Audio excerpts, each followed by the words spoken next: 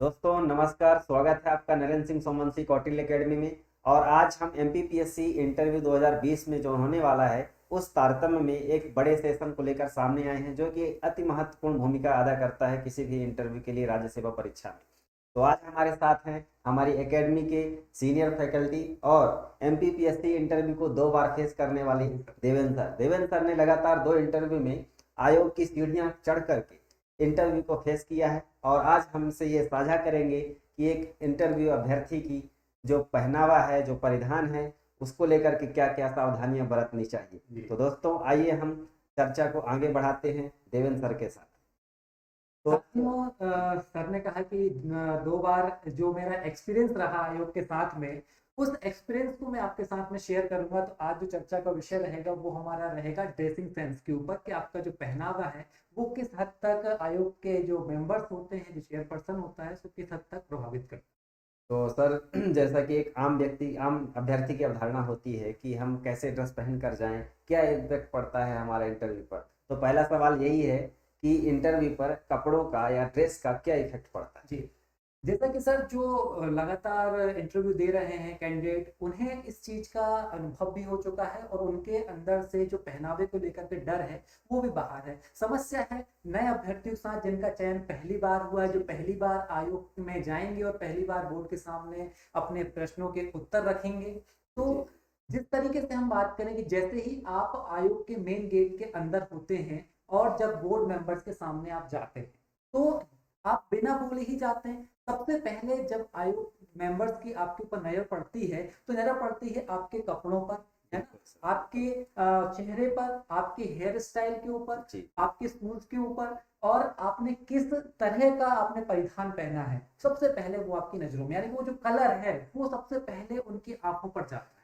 और वो सबसे पहला फर्स्ट इंप्रेशन होता है आपका, कि आपने अगर बहुत ही अच्छे, देखिए जिस प्रकार से हमारी प्रशासनिक जो सेवा है, वो प्रशासनिक सेवा में जो कैंडिडेट्स हमारे चूज होकर के जाते हैं, जो प्रशासन में अधिकारी बनेंगे, वो एक सिद्धांत है हमारा, अनामता का सिद्धांत। यानी कि हमें फेमस होने नहीं जाना, हमें पद की गरिमा बनाए रखते हुए काम करनी है।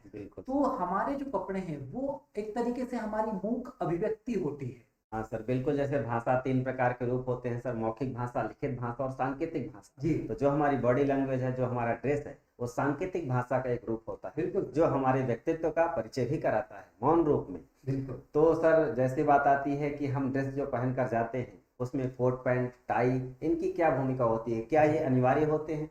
जी सर, जैसे कि हम यदि बात करें कि किस तरीके के हमारे कपड़े होना चाहिए, देखिए सबसे इसका जो मेन पीछे का रीजन जुड़ा हुआ है वो आपके मन के साथ जुड़ा हुआ है।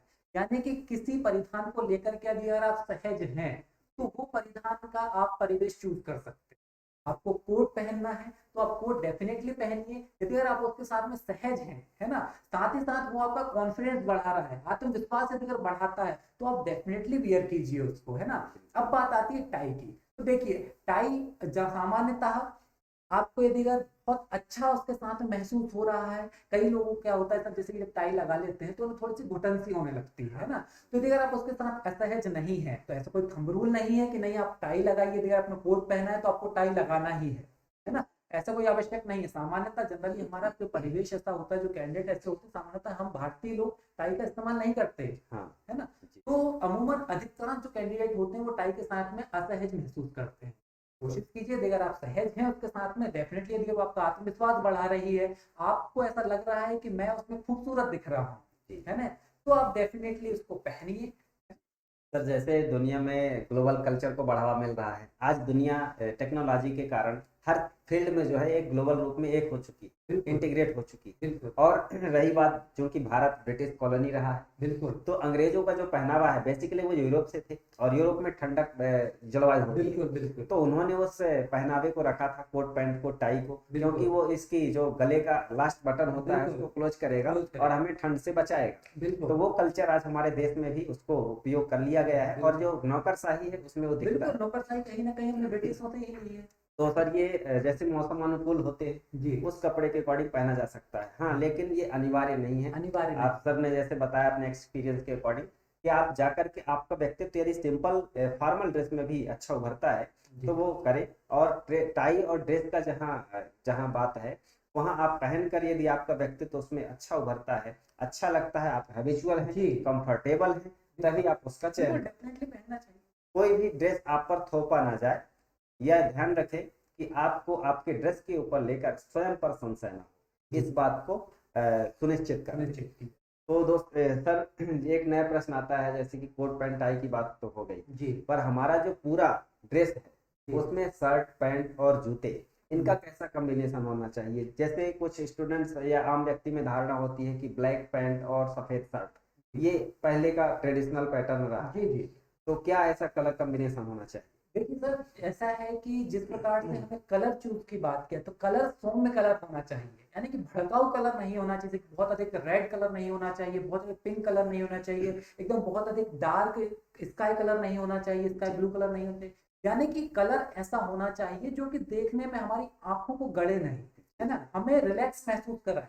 कोई भी कलर ऐसा होना चाहिए जो आप चूज करना चाहते हैं, वो रिलैक्स होना चाहिए। वो शर्ट का कलर कैसा होना चाहिए, तो वो लाइट होना चाहिए। अब लाइट में स्काई लाइट हो सकता है, स्काई ब्लू लाइट हो सकता है, पीच कलर हो सकता है ना, ऑलिव कलर्स हो सकते हैं, यानी कि जिनको हम डे टू डे लाइफ में अगर हम बात करें तो इंग्लिश कलर होना चाहिए, है ना, इनको हम अंग्रेजी कलर बोलते हैं सर। जी तो वैसे कलर आप पहन सकते हैं, क्रीम कलर पहन सकते हैं, है ना। आप यदि ब्राउन कलर पहनते तो लाइट होना चाहिए, बहुत अधिक लाइट, यानी कि व्हाइट के टच का एक शेड डार्क। कोई भी कलर आप चूज करें तो व्हाइट के एक शेड डार्क आप ले सकते हैं। अब बात आपने कही थी कि black pant then white shirt. हाँ तो देखिए सर, जिस प्रकार से हम बात करें कि ब्लैक और व्हाइट जो है वो वर्तमान में वकील के व्यवसाय से जुड़ा हुआ है ना। यहाँ पर वकील व्हाइट कलर की आपको एक शर्ट पहनते हुए दिखाई देंगे, ब्लैक कलर का उनका कोट होता है, ब्लैक कलर की पैंट होती है। बिल्कुल। तो वो उनके वकीलों से हमें थोड़ा सा हट के अलग दिखना चाहिए, क्योंकि हम प्रशासनिक अधिकारी बनने जा रहे हैं। तो आप इंग्लिश कलर चूज कीजिए, आप बहुत खूबसूरत दिखेंगे उसमें। बिल्कुल सर, प्रशासन जो है हर फील्ड से जुड़ा हुआ क्षेत्र है, बिल्कुल तो जाहिर सी बात है हम फॉर्मल ड्रेस के रूप में जिस तरीके से एक जनता के समक्ष अपना प्रभाव छोड़ सकते हैं, जी तो उस तरीके से हमको पेश आना चाहिए, क्योंकि प्रशासन में अनामता का सिद्धांत होता है। बिल्कुल बिल्कुल। व्यक्ति इसी की प्रकार से काम की पहचान। बिल्कुल इसी प्रकार से यदि पैंट की हम बात करें, तो जहाँ पे लाइट हम बात कर रहे हैं शर्ट की, वही पैंट का जो कलर होना चाहिए वो डार्क होना चाहिए। नेवी ब्लू हो सकता है, डार्क ब्लैक कलर हो सकता है, या फिर शर्ट का जो भी आपने कलर चूज किया है उसके अकॉर्डिंग बहुत ज्यादा डार्क, हाँ और ब्लैक से 2 या 3 शेड कम, ताकि वो आसानी से कॉन्ट्रास्ट कलर मैच हो सके और सोम में लग सके। शूज की बात है तो शूज भी आपके डार्क कलर के ही होना चाहिए। तो सर ये तो समाधान हो गया कि कैसा पैंट शर्ट होना चाहिए। जी कंपलसरी नहीं है कि आप ब्लैक पैंट और व्हाइट शर्ट बिल्कुल। ही पहने। तो सर एक बात आती है जूते की, शूज की, जी तो क्या वो लेस वाले होने चाहिए और उसका कलर कॉम्बिनेशन किस तरह से होना चाहिए? जी। सर, जैसे कि शूज की जो बात है, तो शूज आपके होना चाहिए आपके पैंट के अकॉर्डिंग, है ना। पैंट के अकॉर्डिंग सामान्यतः बात करें तो ब्लैक कलर आप चूज कर सकते हैं, जी या फिर डार्क कलर आप चूज कीजिए, है ना। डार्क ब्राउन हो गया, डार्क उसी कैटेगरी में बहुत सारे ब्राउन की कैटेगरी बहुत सारी होती है, तो डार्क कलर ही आप चूज करें। अब बात आती है शूज जो लेस वाले होना चाहिए कि बिना लेस वाले होना चाहिए, यानी बंद वाले या बिना बंद वाले। तो सामान्यतः आप यदि प्रशासनिक अधिकारी बनने की इस रेस में शामिल हैं, तो आप अभी तक किसी न किसी प्रशासनिक ऑफिस कार्यालय में पहुंच ही गए होंगे, और वहां पे आपने यदि अगर कोई भी अधिकारी को देखा होगा तो सामान्यतः वो लेस वाले यानी कि बंद वाले जूते पहनते हैं। तो हमें भी बंद वाले जूते ही पहनना चाहिए। बिल्कुल सर, एक वो फॉर्मल ड्रेस के साथ एक साथ एक कसावट को भी दिखाता है कि कसावट हम को। तैयार होकर दृढ़ता के साथ अपने कदम को आगे बढ़ाएं, वो बिल्कुल उसका संकेत करता है। बिल्कुल तो बिल्कुल। सर ने बताया कि किस तरीके से हमारा ड्रेस होना चाहिए, किस तरीके से हमारे शूज होना चाहिए। तो दोस्तों इस बात का तो समाधान हो गया, लेकिन सर जैसे एक धार्मिक प्रतीक चिन्ह, क्योंकि हमारा भारत विविधता वाला देश है, जी हर संप्रदाय के लोग भाषा भाषी निवास करते हैं। जी तो जिस तरीके से सिख धर्म को मानने वाले भी लोग होते हैं, जी हाँ वो बिल्कुल। लोग पगड़ी धारण करके जाते हैं, इंटरव्यू जी देने भी, अपने काम में भी रहते हैं। जी लेकिन इस्लाम में देखा जाता है कि उन्होंने दाढ़ी उनकी होना वो एक प्रतीक के रूप में देखा जाता है। जी हिंदुओं में तिलक लगाना एक आम धारणा है, जी। और इसको हम 1857 की क्रांति में देखे भी थे कि अंग्रेजों ने मना कर दिया था, तो उन्होंने विद्रोह कर दिया विद्रोह था कर दिया था। कि वो धार्मिक रूप से हमें प्रताड़ित किया जा रहा है। बिल्कुल तो क्या इसका इफेक्ट पड़ता है? कोई हिंदू धर्म को मानने वाला है तो क्या वो तिलक लगा कर जाए तो बिल्कुल गलत इम्पैक्ट होता है? बिल्कुल सर, देखिए जिस प्रकार से धार्मिक प्रतीकों की बात है, यानी कि धर्म की अभिव्यक्ति की बात है, तो हमारे आर्टिकल 19 जो है उससे जुड़ी हुई है। और जहां तक बात है, सुप्रीम कोर्ट ने ये क्लियर कहा है जो पगड़ी बांधना सिख धर्म का, उनके धर्म का एक अंग है। बट हमें ऐसी कोशिश करना चाहिए कि जहां पर धर्म की अभिव्यक्ति ना की जाए, ऐसी जगह पर हम जा रहे हैं, यानी कि हमारा जो एमपीपीएससी लोक सेवा आयोग है वो धर्म की अभिव्यक्ति हमें दर्शाने का कोई स्थान नहीं है। जी तो कोशिश करें कि इससे ऐसे किसी प्रकार के भी हम चिन्ह या फिर तिलक वगैरह का इस्तेमाल ना करें। यदि अगर आपकी इच्छा बहुत अधिक है तो फिर आप कर सकते हैं, लेकिन मेरा ऐसा सजेशन रहेगा कि आप ना करें तो वह आपके लिए बेहतर होगा। और इसी कड़ी में एक और चीज मैं ध्यान दिलाना चाहूंगा कि हमने अभी बात की थी वेशभूषा की, तो हमने एक पुरुष कैंडिडेट की बात कर ली थी हाँ और सर, जी महिला कैंडिडेट थोड़ा सा हम छूट गए थे उसमें। जी जी तो उनकी मैं बात करना चाहूंगा। कंफ्यूजन जिस प्रकार से बहुत ज्यादा ऑप्शंस होते हैं महिलाओं के बाद में ड्रेसिंग सेंस में बहुत ऑप्शन है। जहां पुरुषों में बात की जाए तो पैंट शर्ट फॉर्मल होना चाहिए, दैट्स इट। लेकिन महिलाओं में सूट हम पहन के जाएं या फिर साड़ी पहन के जाएं। अब साड़ी में बहुत सारी प्रकार की होती है, बनारसी पहने कि हम चंदेरी पहने कि महेश्वरी पहने कि हैदराबादी हम पहने, बिल्कुल है ना, किस तरह के कॉटन फैब्रिक होना चाहिए, लेनिन होना चाहिए, तो बहुत सारी चीजें हैं। तो उनके सामान्यतः मैं बात करूं, सूट या फिर साड़ी, है ना, जी आप जिस भी परिधान में आप बहुत अच्छे तरीके से सहज महसूस कर पा रहे हैं, साथ ही साथ आपका आत्मविश्वास बढ़ रहा है, आपके मन के अंदर ये फीलिंग आ रही है कि हाँ मैं अब परफेक्ट, इस परिधान को लेकर मैं परफेक्ट हूं, तो आप वही चूज कीजिए। रही बात कलर की, तो कलर भी आपको जो है वो कॉम्बिनेशन के साथ में चूज करना है, यानी कि कैसा होना चाहिए, लाइट कलर होना चाहिए। जैसे कि अभी हमने बात की थी, ऑलिव कलर हो, पीच कलर हो, क्रीम कलर हो, है ना, बहुत अच्छे कलर आते हैं इंग्लिश कलर, वो आप चूज कीजिए। साड़ी की बात करें या फिर सूट की बात करें, खासतौर से कॉटन का ज्यादा चलन है। और इस तरीके से महिलाओं में अगर किसी को यदि गाइडलाइन चाहिए कि कहाँ से हम देख करके जी देखें कि आखिरकार कौन सी साड़ी हम पहन कैसे सकते हैं, देखिए कौन सा हम सूट पहन सकते हैं, किस कलर का होना चाहिए, तो महामहिम हमारे राष्ट्रपति द्रौपदी मुर्मू, इनको आप देख सकते हैं, इनका परिधान आप देख सकते हैं, बहुत ही खूबसूरत कलर उनकी साड़ी के होते हैं ना, बहुत ही लाइट कलर्स होते हैं। और यदि आप उनको नहीं देखना चाहते तो आपके आसपास कोई भी महिला प्रशासनिक अधिकारी की आप सोशल फेसबुक प्रोफाइल हो गई, व्हाट्सएप, इंस्टाग्राम, कहीं से भी आप देख सकते हैं, तो बहुत अच्छे अच्छे कलर्स जो हैं वो वहाँ पे आपको देखने को मिलेंगे। तो वहां से एक गाइडलाइन आप ले सकते हैं कैसे आपके कलर होना चाहिए। बिल्कुल सर, चूंकि प्रशासन जो है संविधान के अनुसार पालन करता है बिल्कुल नियमों का, बिल्कुल तो पंथ निरपेक्षता धर्मनिरपेक्षता हमारे संविधान का अंग है, तो जाहिर सी बात है वो धर्म के प्रतीकों को तो नहीं दिखाएगा। बिल्कुल साथ ही साथ सर ने जिस तरीके से बताया कि हमारा ड्रेसिंग सेंस को हम किसी प्रशासनिक अधिकारी को देखकर भी जांच सकते हैं, क्योंकि हम प्रशासन का अंग बनने जा रहे हैं, बिल्कुल तो जाहिर सी बात है हम उन अधिकारियों को देख करके अपन अपन को तैयार करें।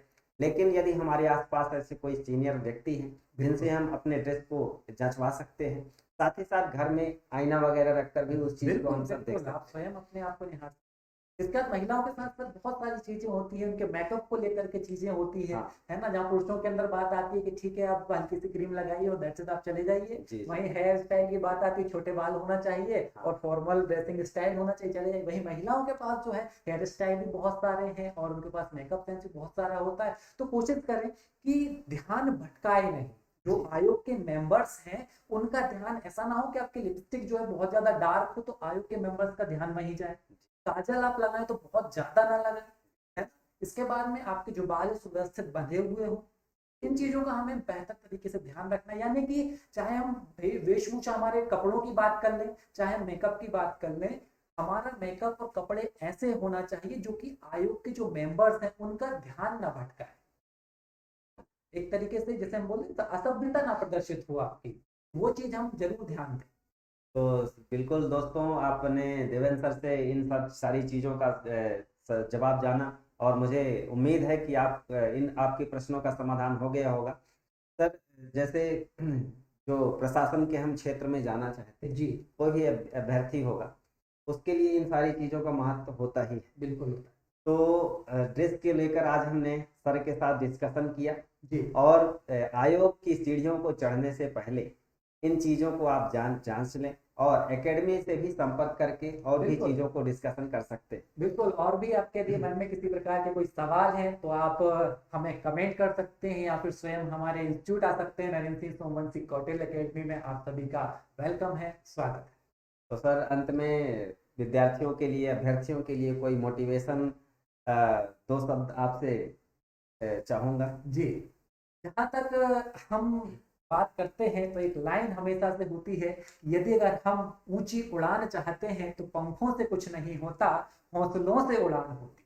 बिल्कुल, धन्यवाद सर, आपका बहुत बहुत आभार। हमारे श्रोताओं को, हमारे अभ्यर्थियों को आपने इन महत्वपूर्ण सवालों से जवाब से अवगत कराया।